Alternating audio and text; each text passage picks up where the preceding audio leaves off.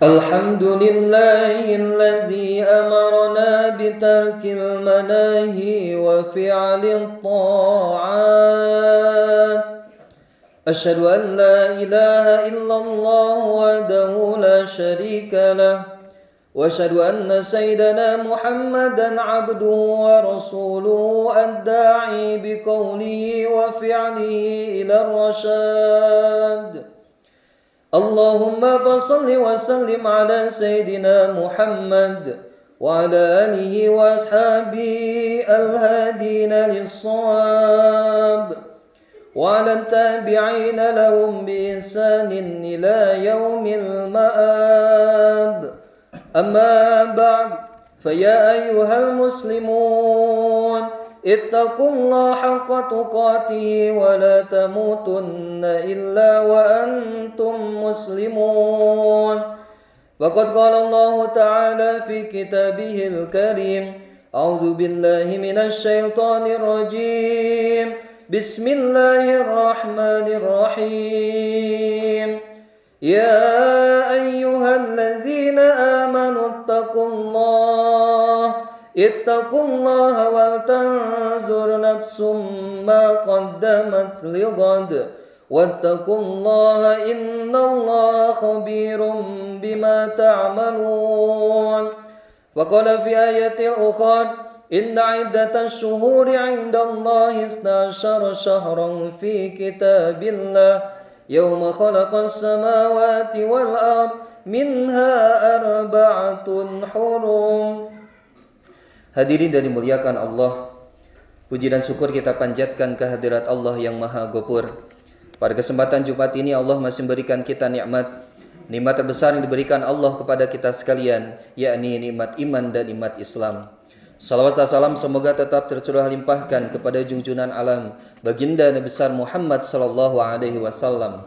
Tidak lupa kepada para sahabatnya, para aulia, para syuhada, sampai kita sekalian selaku umatnya hingga yaumil qiyamah. Hadirin dari dimuliakan Allah, lewat mimbar Jumat Khotib ini, Khotib senantiasa untuk mengajak meningkatkan takwa. Takwa dalam artian takwa yang sebenar-benarnya takwa, yakni imtisalul awamirillah wajtinabun nawahi. Marilah kita senantiasa meningkatkan takwa dengan menjalankan segala perintahnya dan menjauhi segala larangannya. Allah Subhanahu wa taala berfirman dalam Quran surat Ali Imran, A'udzubillahi minasyaitonirrajim, bismillahirrahmanirrahim. Wasari'u ila magfiratin mir rabbikum wa jannatin 'arduhas samawati wal ard uiddat lil muttaqin. Bahwa surga yang luasnya selangit dan bumi tiada lain diperuntukkan untuk orang-orang yang bertakwa. Hadirin dan dimuliakan Allah, waktu demi waktu, detik ke menit, menit ke jam, jam ke hari, hari ke bulan, bulan ke tahun. Alhamdulillah hari ini kita masuk di bulan Muharram, salah satu bulan yang begitu sangat dimuliakan oleh Allah Subhanahu wa taala. Allah sebut dalam Al-Quran dengan istilah arba'atun hurum. 4 bulan yang dimuliakan Allah. Yang pertama Dzulqa'dah, yang kedua Dzulhijjah, yang ketiga Muharram, kemudian bulan Rajab. 4 bulan inilah yang Allah sebut dengan bulan yang begitu sangat dimuliakan oleh Allah Subhanahu wa taala. Tentu ketika kita melaksanakan ibadah, memaksimalkan amal soleh di bulan yang begitu sangat dimuliakan oleh Allah, tentu lipat ganda pahala diberikan kepada hamba yang mendekat kepada Allah Subhanahu wa taala di bulan ini. Hadirin dan dimuliakan Allah, banyak peristiwa-peristiwa hebat terjadi di bulan Muharram. Tentu kalau kita lihat bagaimana sirah nabawiyah menyampaikan, bahkan mengisahkan beberapa nabi berkaitan dengan bulan Muharram. Yang pertama Nabi Adam alaihissalam. Kita tahu Nabi Adam adalah nabi pertama yang saat itu Allah berikan kesempatan untuk tinggal di surganya oleh Allah Subhanahu wa taala. Allah Subhanahu wa taala memberikan kesempatan yang begitu sangat luar biasa kepada Nabi Adam alaihissalam. Lakukan apapun, tetapi jangan pernah mendekati sebuah pohon yang disebut dengan syajaratul khuldi. Inilah yang menjadi ketentuan dari Allah kepada Nabiullah Adam saat itu. Tetapi kemudian Nabi Adam khilaf sehingga melakukan sebuah kesalahan, mendekati sebuah pohon syajaratul khuldi saat itu. Ya, saat itu Allah Subhanahu wa taala memberikan hukuman kepada Nabi Adam alaihissalam. Dalam sebuah riwayat, Nabi Adam dihukum, bahkan bertobat ratusan tahun lamanya. Diterimanya Nabi Adam alaihissalam, itu pun terjadi di bulan Muharram. Lalu kemudian, Nabi selanjutnya, kita tahu Nabi Ayub alaihissalam, diberikan oleh Allah dengan ujian yang begitu sangat luar biasa. Konon katanya dalam sebuah riwayat menyampaikan bahwa 3 hari saja diuji oleh Allah Subhanahu wa taala dengan ujian yang kalaulah kemudian ujian ini disampaikan bahkan diujikan kepada kita sekalian, belum tentu kita mampu menerima ujian yang maha dahsyat dari Allah Subhanahu wa taala. Hari pertama, Nabi Ayub diuji dengan jumlah anaknya yang 12 orang anak, dimatikan, diwafatkan oleh Allah Subhanahu wa taala. Tentu Nabi Ayub adalah nabi yang begitu sangat sabar, ketabahannya begitu sangat hebat, tetapi yang namanya nabi pun seorang manusia mengalami sebuah kesedihan yang begitu sangat luar biasa. Tetapi Nabi Ayub tahu dan paham bahwa anak adalah titipan Allah dan akan kembali kepada Allah Subhanahu wa taala. Setelah diuji di hari pertama dengan kehilangan 12 anaknya, Nabi Ayub semakin mendekatkan dirinya kepada Allah Subhanahu wa taala. Di hari kedua, tahta, jabatan, ternak, perniagaan habis terbakar. Saat itu pun Nabi Ayub paham bahwa semua harta, semua jabatan, semua peternakan adalah milik Allah Subhanahu wa taala. Tentu yang dilakukan oleh Nabi Ayub adalah mendekatkan dirinya kepada Allah Subhanahu wa taala. Di hari ketiga, Nabi Ayub diuji dengan penyakit yang maha dahsyat, tidak pernah ditimpakan kepada nabi sebelumnya, bahkan ditimpakan kepada nabi setelahnya. Konon katanya Nabi Ayub alaihissalam luar biasa kehebatannya, dalam kesabarannya, Nabi Ayub tidak pernah sedikit pun berdoa meminta kesembuhan. Potret yang kemudian patut kita pelajari, bagaimana kita umat Nabi Muhammad SAW hanya diuji beberapa hari saja sudah mengeluh kepada Allah Subhanahu wa taala. Nabi Ayub diuji dengan penyakit yang maha dahsyat, sampai penyakitnya ini mengganggu dalam ibadahnya, sampai dikisahkan istrinya pernah datang kepada Nabi Ayub alaihissalam. Wahai Nabi Ayub, engkau kan nabi, minta saja untuk meminta pertolongan, bahkan minta disembuhkan kepada Allah Subhanahu wa taala. Bagaimana respon Nabi Ayub alaihissalam? Kemudian ditanya kepada istrinya, wahai istriku, sudah berapa tahun Allah berikan kenikmatan, kebahagiaan kepada kita sekalian. Malu rasanya, baru diuji puluhan tahun dengan penyakit ini. Aku berdoa untuk minta disembuhkan kepada Allah Subhanahu wa taala. Nanti kalau misalkan sudah sebanding nikmat yang diberikan oleh Allah dengan penyakit ini, baru aku akan berdoa kepada Allah Subhanahu wa taala.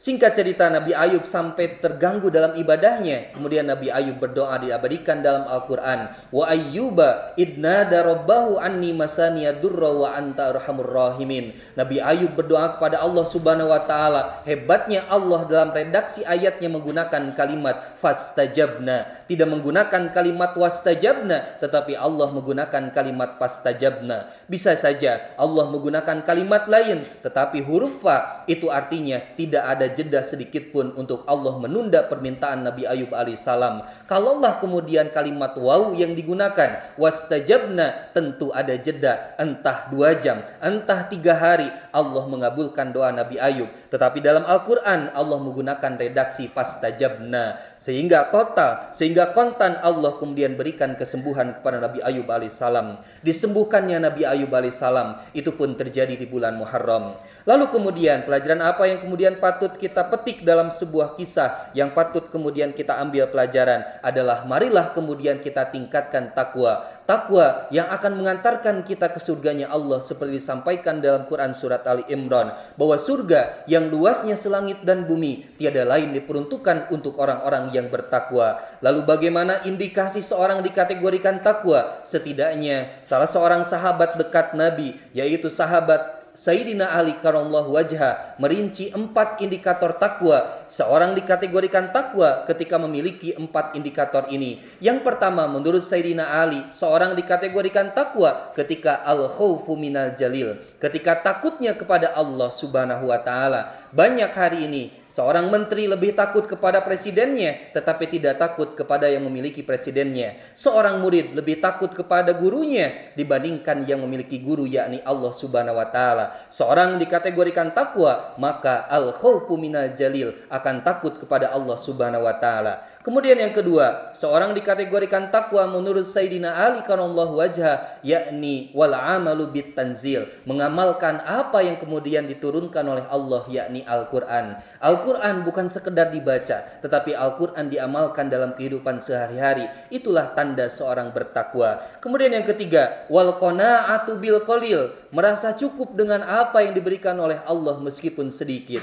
Kita manusia, kadang keserakahan kemudian melanda diri kita, diberikan tahta ingin tahta selanjutnya, diberikan jabatan ingin jabatan selanjutnya. Itulah hakikat manusia yang tidak pernah merasa cukup dengan apa yang diberikan Allah. Seorang dikategorikan takwa ketika wal qanaatu bil qalil, merasa cukup dengan apa yang diberikan Allah meskipun sedikit. Kemudian yang terakhir yang tak kalah penting menurut Sayyidina Ali karramallahu wajhah, seorang dikategorikan takwa ketika al-isti'dadu liyaumir rahil, mempersiapkan amal untuk kelak nanti di yaumul akhir. Pertanyaan besarnya, kalau Allah kemudian ketika kita mudik ke kampung halaman kita yang sifatnya dunia, tiketnya sudah kita siapkan 2 bulan sebelumnya. Pertanyaan besarnya, sudah sejauh mana kita mempersiapkan diri untuk kita mudik ke kampung akhirat kita? 4 indikator inilah yang mudah-mudahan ada dalam diri kita, dan kita digolongkan menjadi oleh Allah Subhanahu wa taala menjadi la'allakum tattaqun, menjadi orang-orang yang bertakwa yang kelak nanti mendapatkan surga dari Allah Subhanahu wa taala. Barakallahu li wa lakum fil Qur'anil Karim, innahu huwal ghafurur rahim.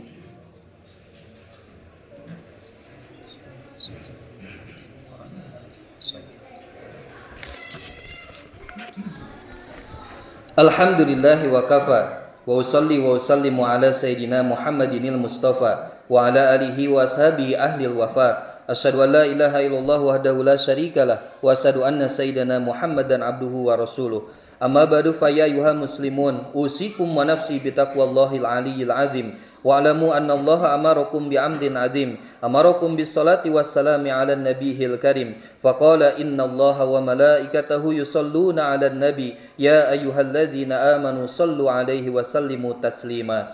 Hadirin dan muliakan Allah, pada kesempatan khutbah yang kedua ini, marilah kita senantiasa bermunajat, bermuhasabah atas segala dosa yang kita senantiasa lakukan, entah itu kepada sama manusia ataupun kepada Allah Subhanahu wa taala. Bulan Muharram, para ulama menganjurkan untuk memperbanyak istighfar. Entah itu istighfar Nabiullah Adam, Rabbana zalamna anfusana wa illam taghfir lana wa tarhamna lanakunanna minal khasirin. Entah itu kemudian istighfarnya Nabi Ayub, entah itulah kemudian istighfarnya Nabi Yunus. Banyak kemudian versi istighfar yang kemudian patut kita amalkan di bulan Muharram, yang patut kemudian kita amalkan dalam kehidupan sehari-hari.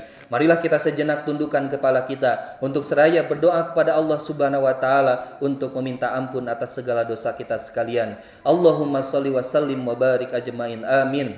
Alhamdulillahi rabbil alamin, hamdan syakirin, hamdan na'imin, hamdan yuafi ni'amahu wa yukafi'u mazidah. Ya Rabbana lakal hamdu kama yanbaghi li jalali wajhikal karim wa adimi sultanik. Allahumma ighfir lil muslimina wal muslimat wal mu'minina wal mu'minat al ahya'i minhum wal amwat, innaka sami'un qaribun mujibu da'wat. Wa ya qadiyal hajat birahmatika ya arhamar rahimin. Rabbana zalamna anfusana wa illam taghfir lana wa tarhamna lanakunanna minal khasirin. Allahumma nawwir qulubana binuril iman wa nawwir qulubana binuril Islam wa nawwir qulubana binuril Quran kama nawatal ardu binuri syamsika abadan abadan birahmatika ya arhamar rahimin. Rabbana atina min ladunka rahmatan wa hayyi lana min amrina rasyada. Rabbana atina fid dunya hasanah wa fil akhirati hasanah wa qina adzabannar. Subhana rabbika rabbil izzati amma yasifun, wassalamun ala mursalin walhamdulillahi rabbil alamin.